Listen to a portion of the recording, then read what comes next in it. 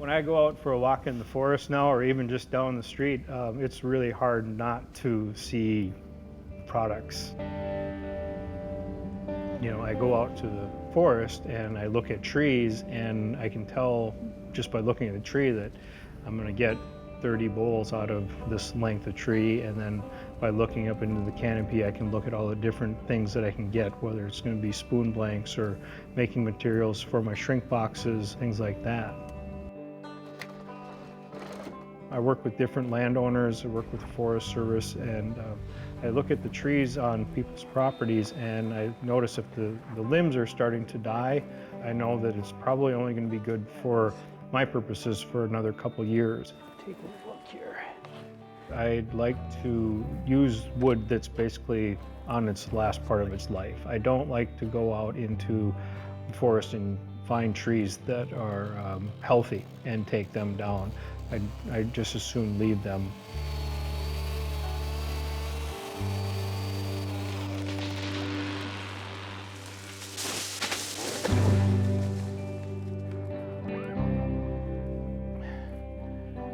Take out that other tree. So I actually have trees standing up in the Superior Forest. They're spoken for.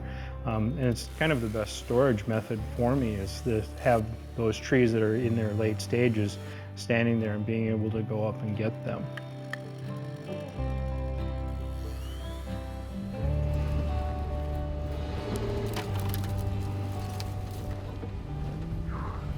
Once I found out what wood turning was really all about, You should have a scale.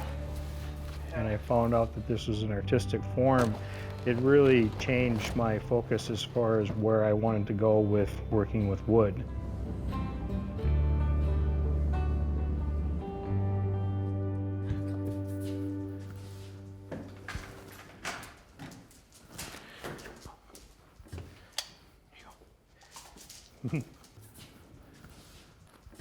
My first job, I was probably about 16 years old in a cabinet shop, basically doing repetitive woodworking processes, making different components for kitchen cabinetry.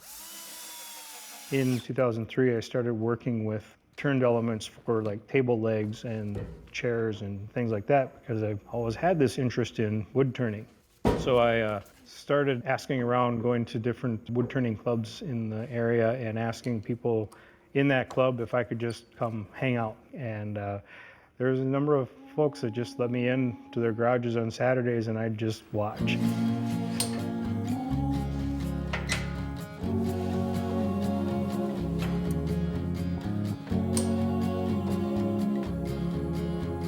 When I started wood turning, I was doing kind of this process that people use in the States, which is like a twice turn bowl.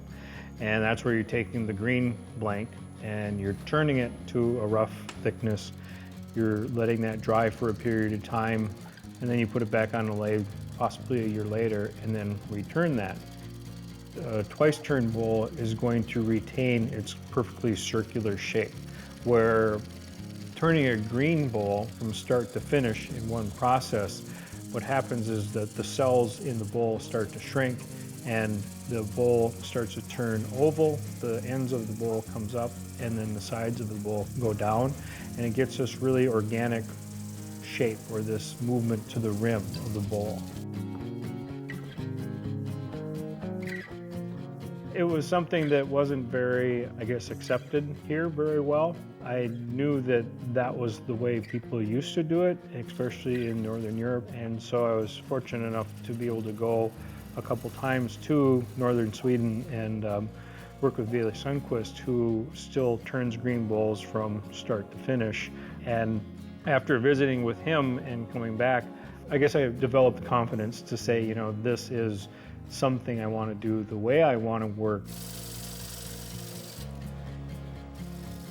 I like the organic look, the natural movement of the bowl. And so when I'm finished turning on the lathe, you know, it's circular in shape, but going through the drying process, the bowl has kind of a final say in the shape of the bowl.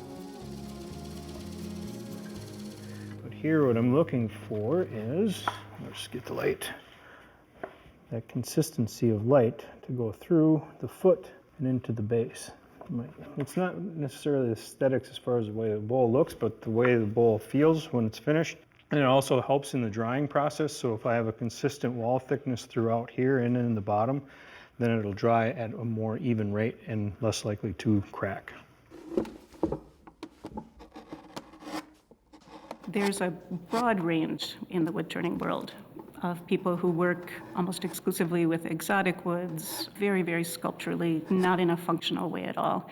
And Jim falls into the functional category, but really brings it to a wonderful aesthetic level. He really uses shape in a way that I haven't seen before. And the forms are always changing, but always recognizable as his. It's very easy to look at a table of bowls and say, oh, there's Jim's. He has a very distinct style, and it is partly that Scandinavian influence laid over with just this beautiful sense of shape and color.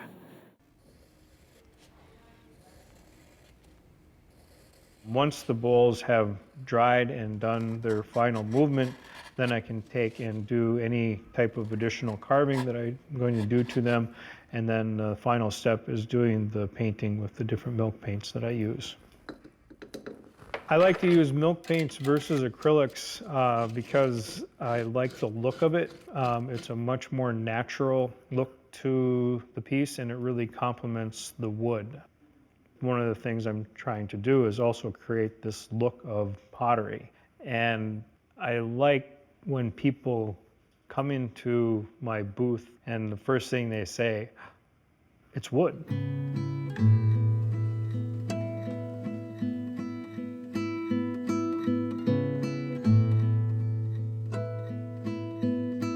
I guess I feel lucky to be able to do what I do.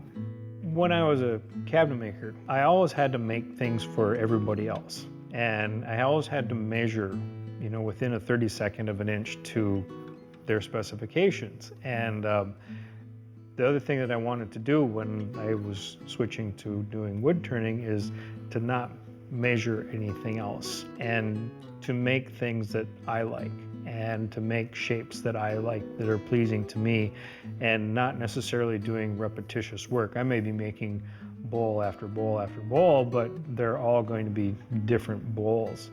And following these desires is something that has changed me, because I'm able to, I guess, be creative, where I never used to be able to do that.